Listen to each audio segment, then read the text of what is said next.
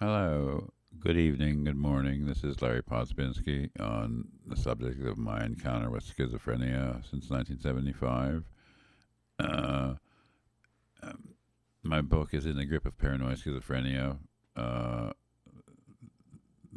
if you want to subsidize me, where I make the most money is lulu.com, the printing press, lulu.com, and there's an ebook available only there.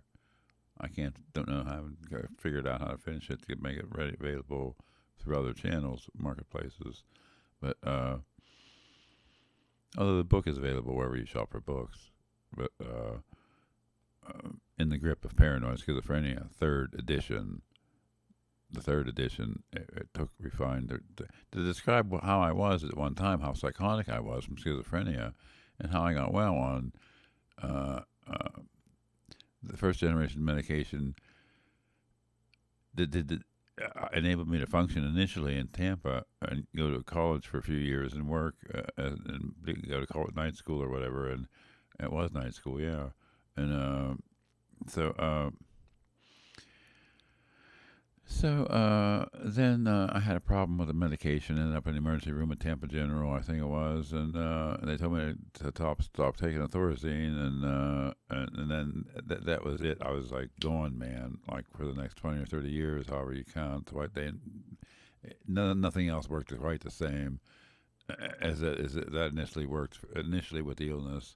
But the illness can get chronic and worse too. You know, and it runs its own course, whether regardless of medication needs adjusted, readjusted until you level off.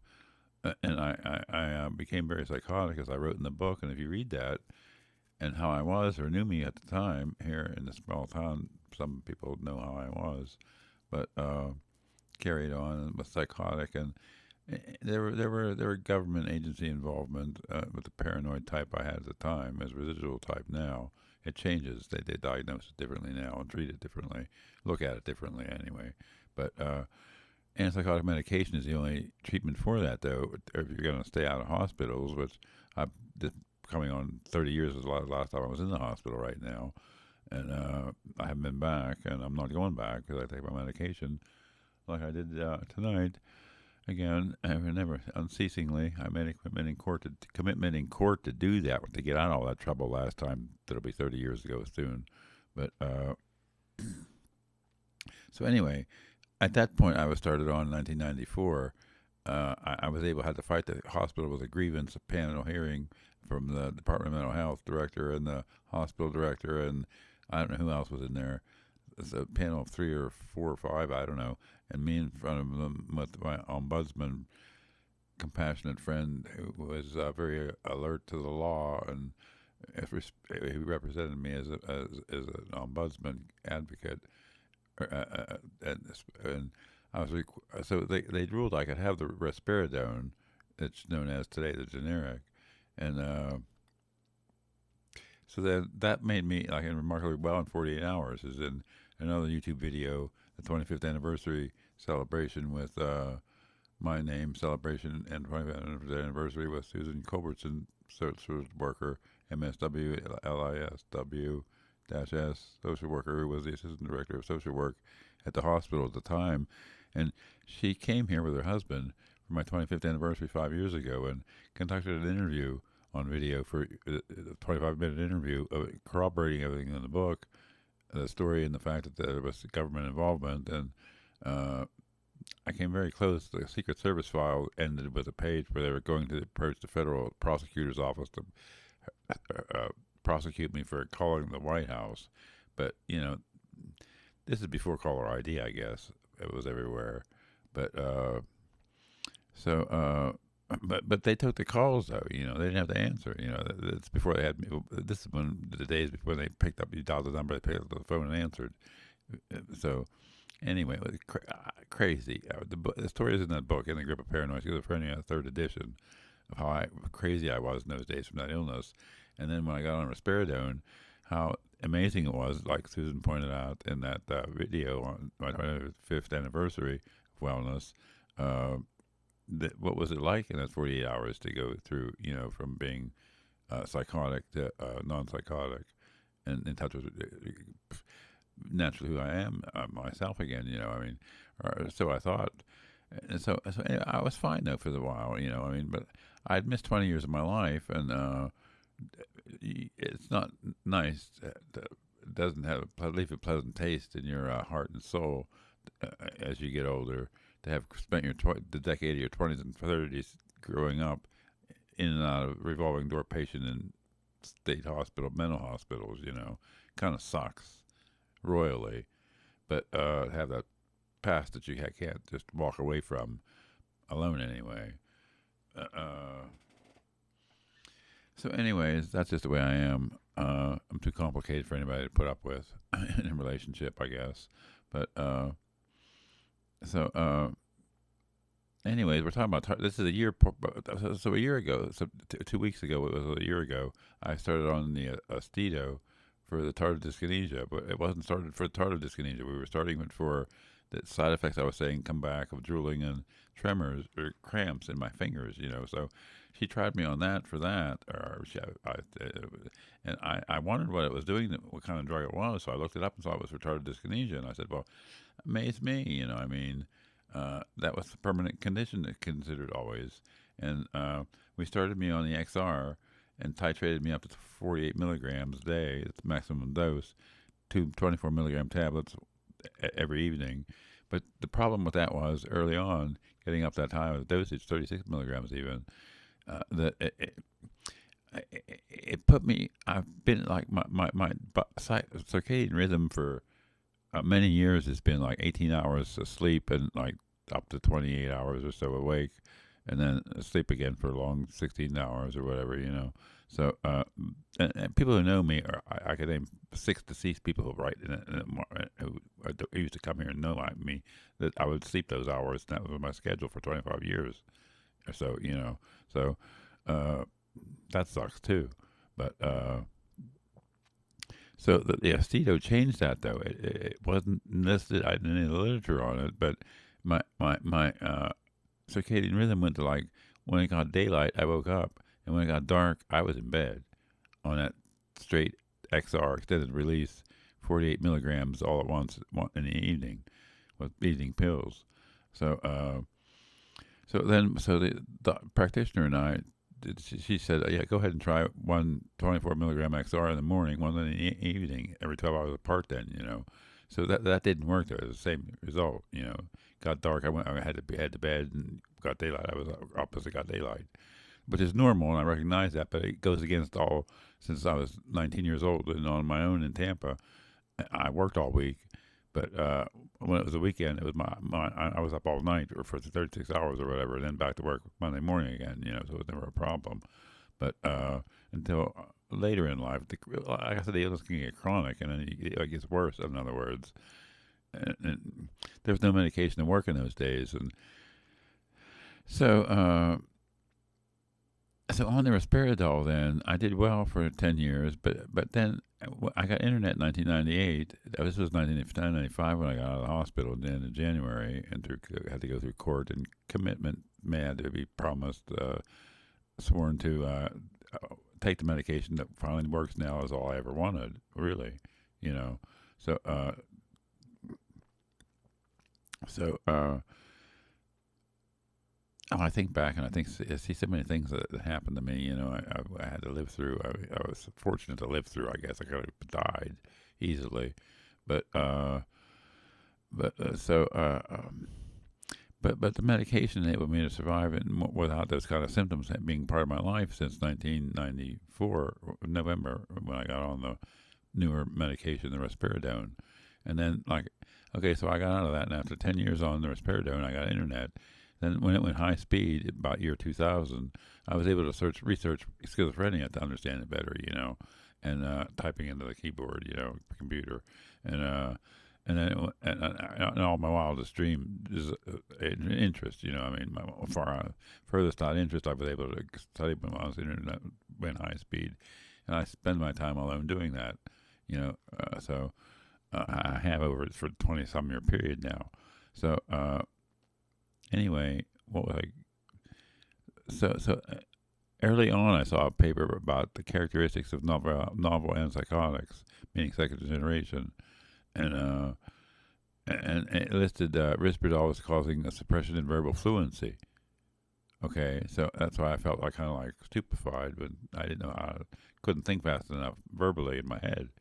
So that I was researching further, and I found that the first listed as third generation antipsychotic, and that it only works on the parts of the brain it needs to, and then again only when it needs to. Okay, it's the third generation. I was reading the other night there were more third generation. I don't know if they work the same, but there's a third generation antipsychotic out now. But so this risperidone is the second generation. Was the first second generation when approved in the United States. 10 years after it was legal around the rest of the world. So that's how it could have prevented a lot of my problems from happening too if I had it earlier. But so where was I?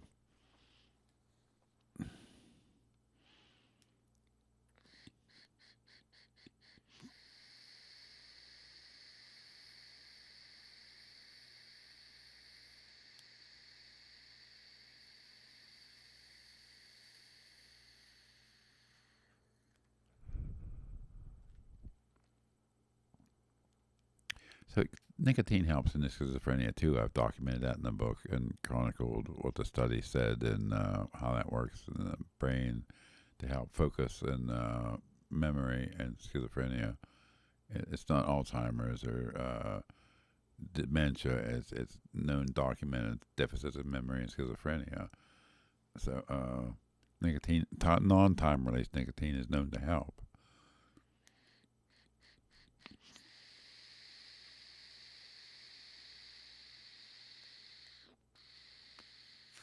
Which is another reason why I don't go anywhere because you can't vape anywhere, even in public. If they consider that smoking, that's not smoking. This isn't smoke.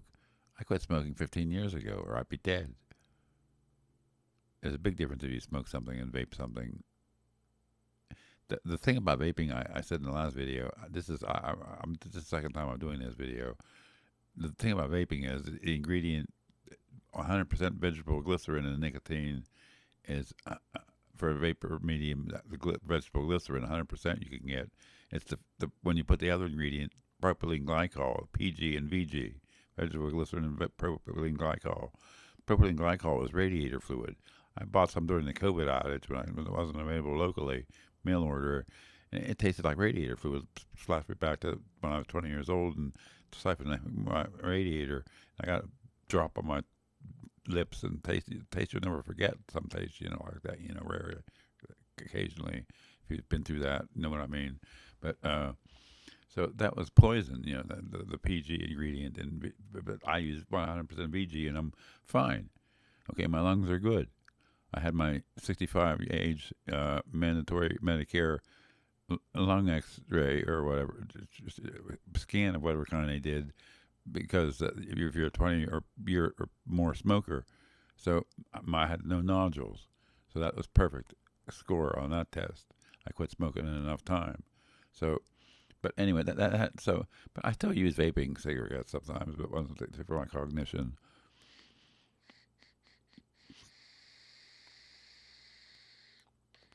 So anyway, then 10 years after I was on the risperidone, I was with another psychiatrist, and I looked it up and I said, well, okay, so the first generation drugs worked on your whole brain, which caused the side effects.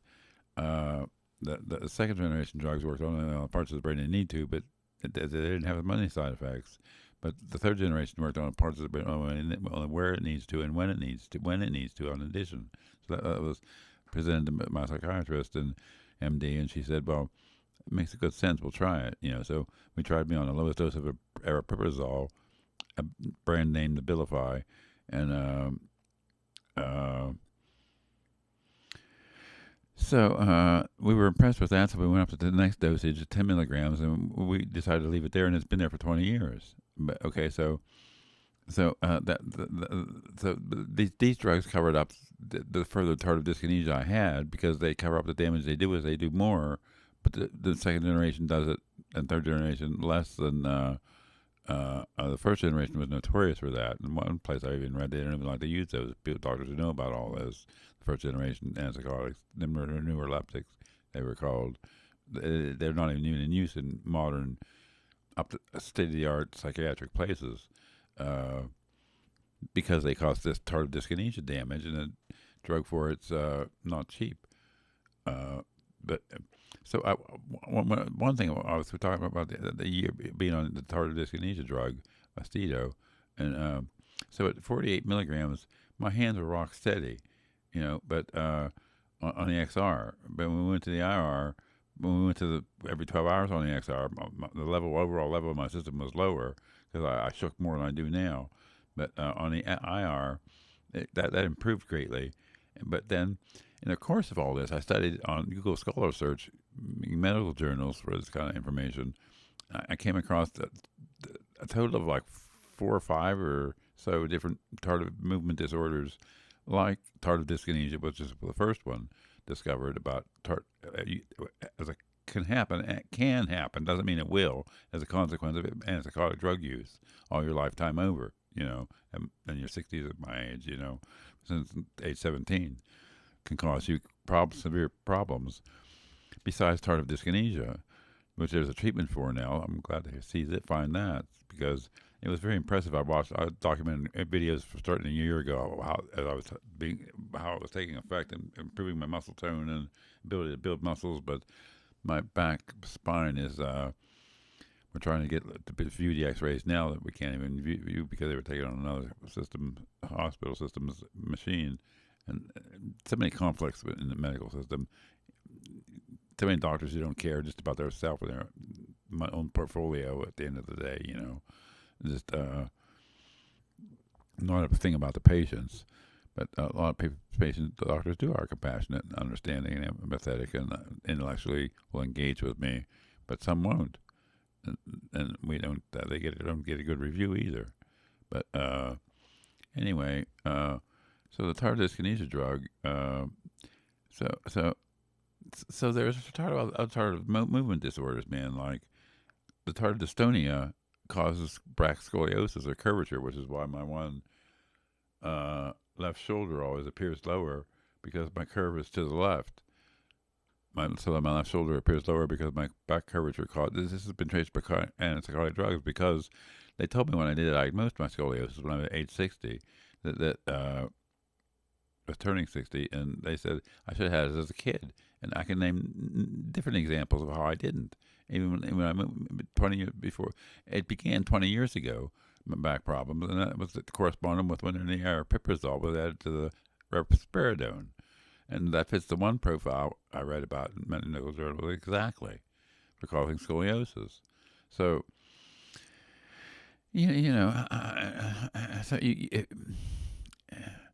so I'm of the impression that if they try to change any combination of the drugs I take for the psychiatric end of my illnesses, that my cognition would change and I wouldn't be who I am as a person intellectually. And that would be undesirable for me, for anybody who knows me, really, because who knew me when I was sick, or described in my book in the Grip of Paranoid Schizophrenia, 3rd edition. But and then you talk to me now, and you see it's a different person. But the changes from the tardive dyskinesia drug are profound to me, but in a subtle way, because you don't see it. It's neurological. It returns surface. What it is burning away the nerves from the extremities, the hands, the feet, the face, and now that the tardive dyskinesia drug is in effect really restored to nerves to the surface of my skin, I can feel with my hands upon each other and heat from one from the other, which I couldn't feel any of that before I took the Austedo for the tardive dyskinesia a year ago. So after a year, I'd say I'm glad I'm on it, but it made me aware that the tardive dystonia caused my scoliosis, which is a very unpleasant thought, to say the least, and frankly, not pleasant. Let's just say that. So the other thing is that these other fingers are still moving. It could be the tardive Parkinsonian disease, which I haven't read that much about specifically it and how to treat it. But I do take anti-Parkinsonian drug for the side effects we started on the Austedo, but it didn't work for that. It took another drug called amantadine, which is, I don't know, it's an antiparkinsonian drug, but it works for the drooling and the tremors, the cramps I was having, but between the two drugs, the Austedo and that amantadine, but I still have some tremors on my outer three fingers. Playing the keyboards, it interferes with being able to play some things, like control my fingers, like I need to control them to play like I can hear it in my head. But so but is that tardive dyskinesia? I don't think, because that was to the surface of the skin. That's all restored. I'd love to have somebody to love and hold hand, run their hand over mine, and see what the difference is these days. Since I'm on this drug now for a year, and I'm totally different. My neurology, after all my life of having that tardive dyskinesia, where my surface of my skin was burned away with the sensation, one hand upon the other. It's very impressive if it happens to you. But very few people have this. 20% of the people who take antipsychotics end up with tardive dyskinesia, and 1 to 4% of people who take antipsychotics lifetime use will end up with the scoliosis of the curvature of the spine, or some other curvatures, curvature of the neck or something. So, but the clinicians, the bite and the butt about this is, the real pisser is the practitioners who write these drugs don't even know they have to gauge people for these these movement scoliosis, spinal movement disorders, because if they stop them early enough, the offending agent, the drug, antipsychotic drug doing it, it's reversible. So nobody knows this. So who writes these drugs? Most people don't, unless I guess they're in big certified, state-of-the-art learning centers or teaching centers where they do all that. Maybe they know it in those, but maybe in those places they know it to watch where the studies are written about this stuff. And they figured all this tardive movement disorders out. So I don't know, but it the tardive dyskinesia drug, after a year, that works fine. But I find there are other ailments that associated with antipsychotic drug use that there are no treatments for, and they're irreversible in the case of the scoliosis. It just keeps making it worse. So the pain keeps increasing. It's a daily management thing. Just how to, like I tried to make this video last night after 5 nights in a row going all week, and I have to take it easy. And I went to bed screaming in pain. My pain was screaming, and drove me to bed just to pass out from the pain. So I'm fine tonight and doing all right tonight now, but I just wanted to do an update after a year on the Austedo for the tardive dyskinesia, and it works well. I notice a profound difference, and my muscle tone, it goes through the muscles going to the hands and legs, feet too, because the muscles are able to build up now from some exercise. So exercising, walking, and but my spine is a weak spot though. It's curved up, and I can't do a lot of things I would naturally otherwise do. Now that I can neurologically, like push-ups and clench my grip together and make a fist for the first time in my life, I was neurologically prevented from doing that growing since age 17 on, till getting on the Austedo enables that too. The more power in my hand, and to do things, work with or whatnot. But I'm 66 years old now, and my spine's shot, because of this shit too. So that's not how do you trade off on that. Some things get better, some things get worse. They told me that in the early 80s when I came to Ohio about my illness. Some things will get better, some things will get worse. So this is not a case of trade-offs with living with schizophrenia and the treatment and living with it. Have a nice day, and thank you for your interest. And if you're thinking of tardive dyskinesia, talk to your doctor. Don't stop taking your medication. That's the wrong thing to do. Then you really have a problem. You don't want, believe me. So I'm 30 years this now without being returned to the mental hospitals because I take the medication that works, even though it's screwed up my back beyond belief. This is a real mind blower to have to swallow and accept, I'll tell you. So peace in your world, and this is my world. Thank you for your interest.